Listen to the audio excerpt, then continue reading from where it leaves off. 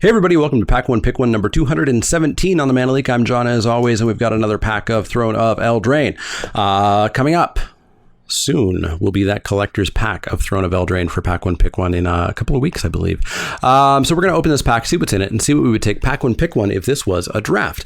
Now, each week over at patreon.com/Mana League, I take a look at the $5 level patrons and above, and I randomly pick one to get their choice of whatever cards out of the pack they want. Some, none, all, their choice. And this week it is Democritus. We're going to open this up, see what's in it, and see what we would take. Pack 1 Pick 1.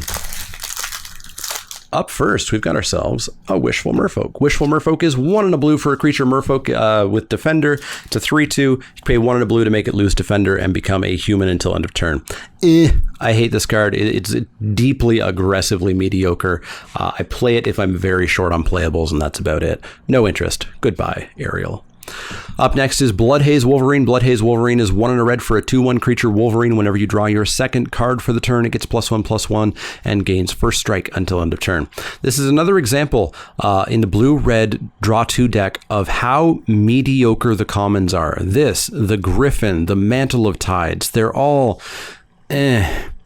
The power is at the uncommons and even more so the rares. And unfortunately, you just can't guarantee you're A, even going to see them, and B, let alone be able to take them.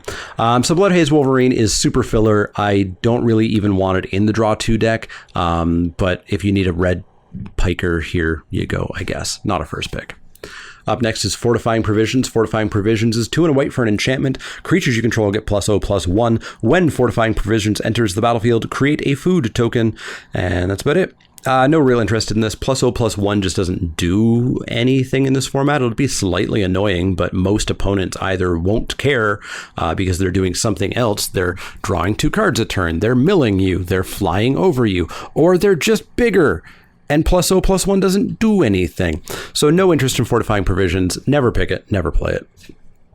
Up next is Moonlit Scavengers. Moonlit Scavengers is 5 and a blue for a creature Merfolk Rogue. It's a 4/5.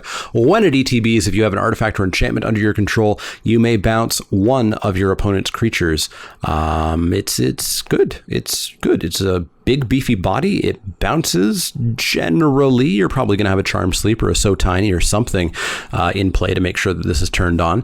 But it is a little bit costly. I'm not super sold on stacking these. I don't want like 3 of these or 4 of these in a deck. Second one, I'm usually probably okay with. First one I am, but it's not really a first pick for me ever.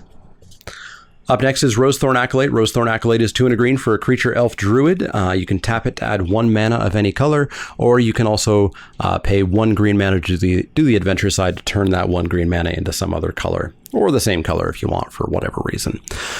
This card's fine. I think I remember having this in frame a couple of weeks ago as a potential first pick, and again, I think this is the first pick out of the pack so far. I think it does compete with Moonlit Scavengers.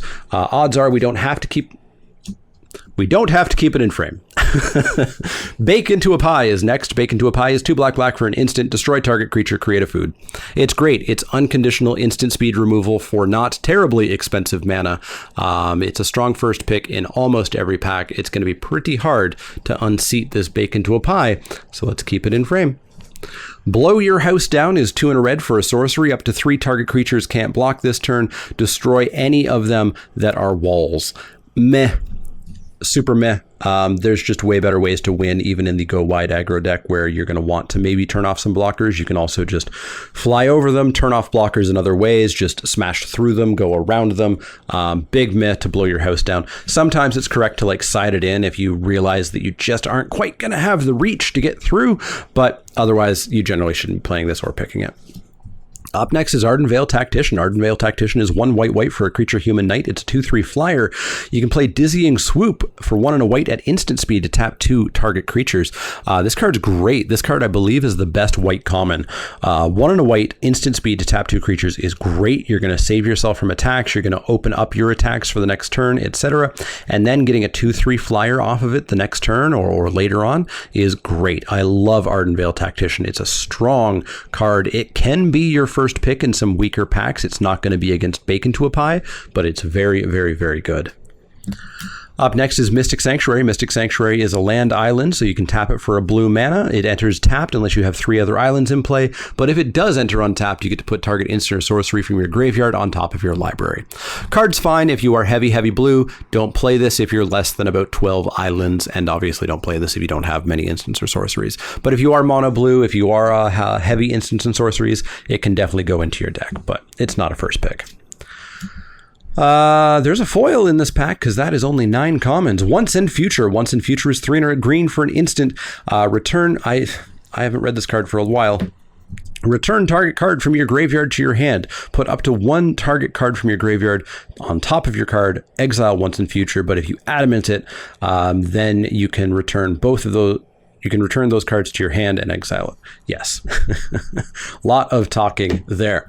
So it's an okay card. The instant speed makes this totally fine. Often this effect is sorcery speed in green, which makes it super not interested to me.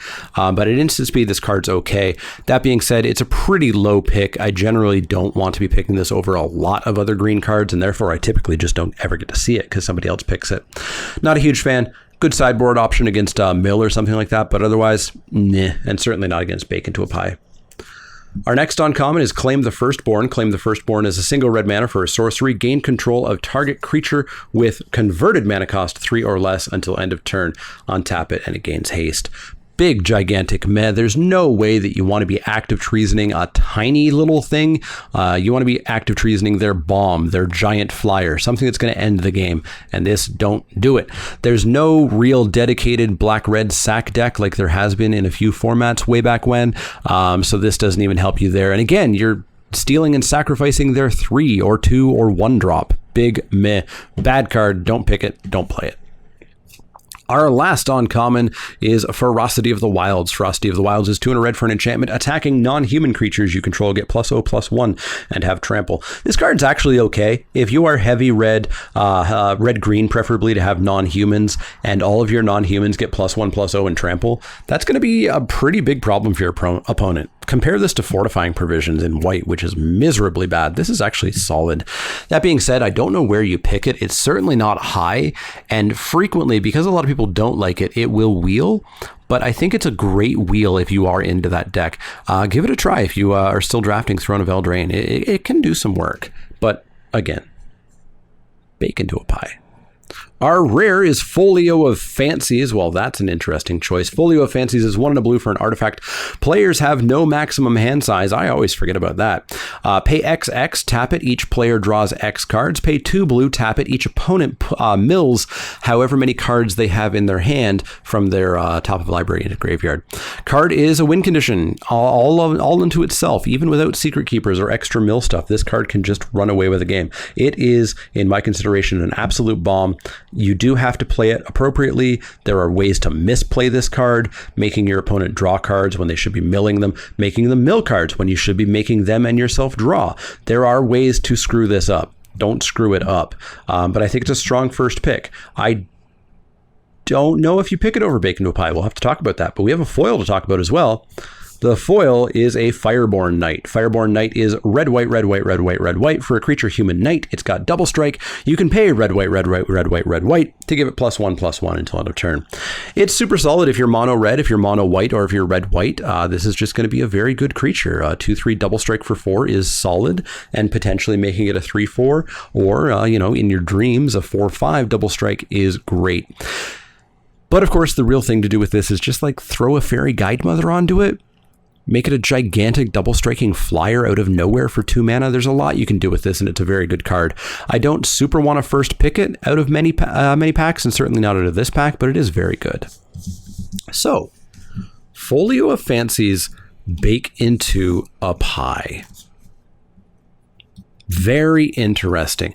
I think, because I've had so much success with Mill outside of Arena, I'm going to put that out there. Outside of Arena, Mill is a deck that exists in the format, and it's supposed to exist in the format. The fact that they changed the bots in Arena so that now Mill basically doesn't exist is still a problem, but it's a problem that people seem to be happier with. I've had so much success with Mill, and Folio of Fancies has been a great card and a great aspect of that deck that I think I'm going with the Folio. Bake Into a Pie might be the slightly more competitive pick here because you're playing this in every single black deck. You're still probably playing this in every single blue deck, but there's certainly some blue decks where it's not quite as good. So I'm on Folio. Let me know what you're on. Are you on the Bake or the Folio in the comments down below?